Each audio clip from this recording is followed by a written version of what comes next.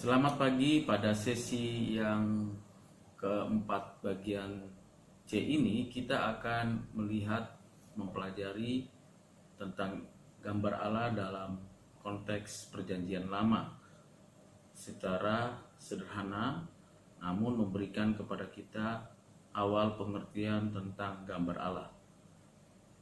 Di dalam Kejadian pasal 1 ayat 26 sampai dengan 28, demikian firman Tuhan, berfirmanlah Allah, baiklah kita menjadikan manusia menurut gambar dan rupa kita, supaya mereka berkuasa atas ikan-ikan di laut dan burung-burung di udara, dan atas ternak, dan atas seluruh bumi, dan atas segala binatang melata yang merayap di bumi. Dari ayat 26 ini ada beberapa hal yang perlu kita mengerti tentang Allah menciptakan manusia. Pertama adalah Allah Bapa, Anak, dan Roh Kudus menciptakan manusia dengan satu bijaksana yang ada pada mereka, pada ketiganya yang esa itu, untuk menjadikan manusia menurut gambar dan rupanya. Kata gambar dan rupanya di dalam bahasa aslinya adalah demut dan selem. Tidak ada kata penghubung dan. Jadi ini menjadi satu kesatuan. Kata demut itu artinya seperti mewakili Allah di atas bumi ini. Jadi manusia yang dicipta menurut gambar Allah mewakili Allah di muka bumi ini. Karena manusia diberikan kebebasan, manusia diberikan akal budi, kehendak, dan afeksi untuk mewakili Tuhan, menaklukkan, menguasai bumi ini, untuk mengelola bumi ini sesuai dengan apa yang Allah rencangkan bagi manusia untuk kemuliaan Allah sendiri. Sedangkan selem itu artinya manusia memiliki keserupaan dengan Allah. Dalam hal ini kita memahami bahwa makna daripada keserupaan itu dalam konteks di mana seluruh bagian yang perlu dan penting tentang communicable atribut dari Allah, ada 3 bagian yang diserupakan kepada manusia. Yang pertama adalah manusia adalah memiliki pengetahuan dasar, di mana manusia akan mencari, menemukan, memanfaatkan segala kebenaran-kebenaran yang di alam dan menemukan itu untuk bermanfaat bagi manusia, tentu untuk kemuliaan bagi Allah. Yang kedua adalah adanya kebenaran keadilan atau righteousness, di mana manusia dapat menentukan keputusan-keputusan dan mengambil keputusan-keputusan itu serta melaksanakannya dengan kebebasan yang diberikan Tuhan kepada manusia untuk mengelola dan hidup di muka bumi ini. Yang ketiga adalah holiness, di mana manusia diberikan satu status baik dan suci adanya. Jadi dari ketiga ini, keserupaan manusia dengan Allah di dalam pemahaman yang benar menurut perjanjian lama demut dan selem. Manusia dicipta oleh Allah dengan 2 kategori atau dua jenis, yaitu laki-laki dan perempuan. Gambar Allah itu bukan hanya untuk laki-laki saja, tetapi juga untuk perempuan. Kedua jenis manusia atau kedua bagian yang dicipta oleh Allah ini, entitas ini, yaitu laki-laki dan perempuan, menggambarkan gambarnya Allah, representatif dari Allah, dan juga menyerupai Allah. Jadi tidak ada yang lebih tinggi dan tidak ada yang lebih rendah.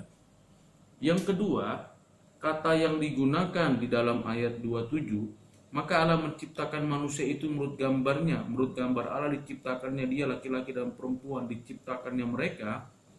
Kata menurut gambar Allah diciptakannya dia, laki-laki dan perempuan, kata dia yang dipakai di sini Allah menciptakan Adam secara historis Adam dicipta oleh Allah dari tidak ada menjadi ada, dibentuk, diberi napas hidup.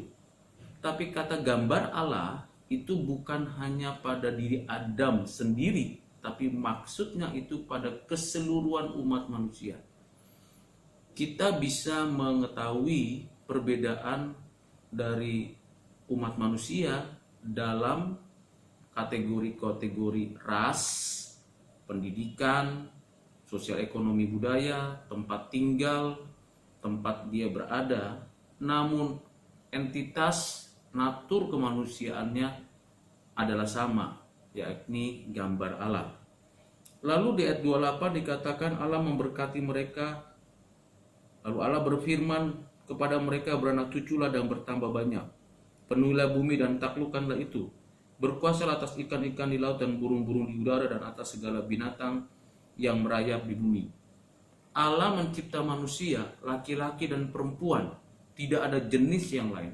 Ada Adam, ada Hawa. Keduanya dipersatukan menjadi satu keluarga. Diberkati Tuhan untuk beranak cucu, bertambah banyak, memenuhi bumi, menguasai bumi, menaklukkannya, mengelolanya. Jadi lembaga pertama yang dibentuk, diciptakan oleh Tuhan di dalam komunitas manusia adalah keluarga. Dan di dalam kehidupan keluarga, setiap anggota keluarga adalah gambar Allah.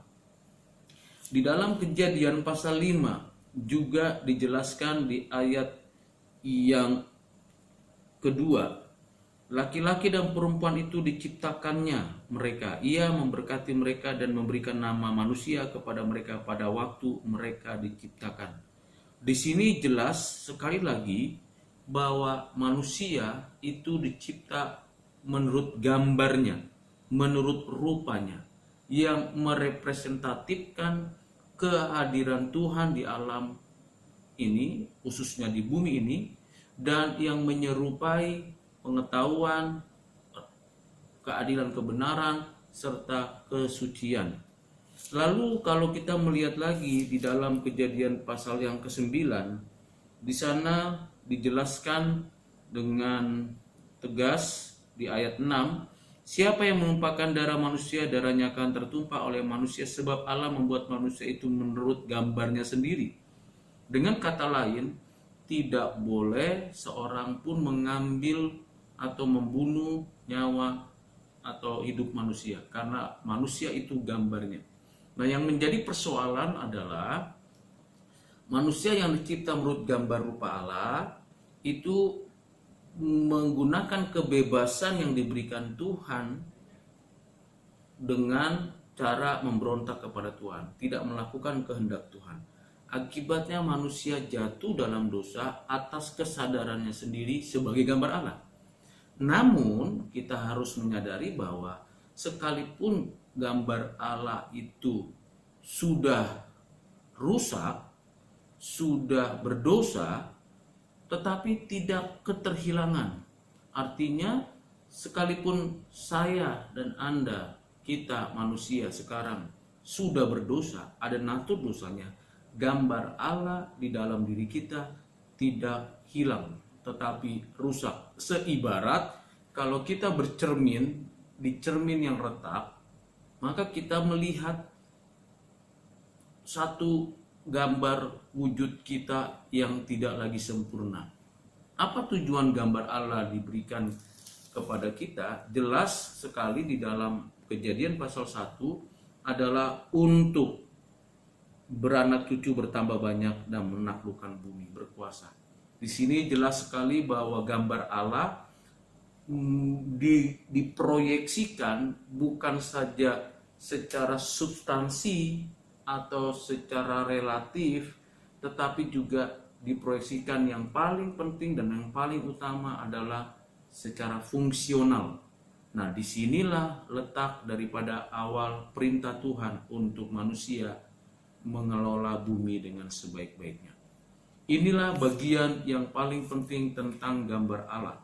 Di dalam Mazmur dijelaskan tentang siapa manusia, yaitu gambar Allah, bahwa Tuhan mencipta manusia hampir seperti Allah dan telah memahkotanya dengan kemuliaan dan hormat. Dalam Mazmur pasal 8 ayat 6 jelas dikatakan manusia posisinya itu seperti Allah tapi bukan Allah. Dia memiliki kuasa kemampuan, dia memiliki mahkota, dan dia juga menikmati kemuliaan yang ada yang diberikan Tuhan. Dan manusia itu pada posisi yang wonderful, yang luar biasa sebagai gambar Allah yang merepresentatifkan keberadaan Allah di alam semesta ini. Demikian kiranya kita mengerti tentang manusia sebagai gambar Allah di dalam konteks perjanjian lama. Kiranya Tuhan memberkati kita. Amin.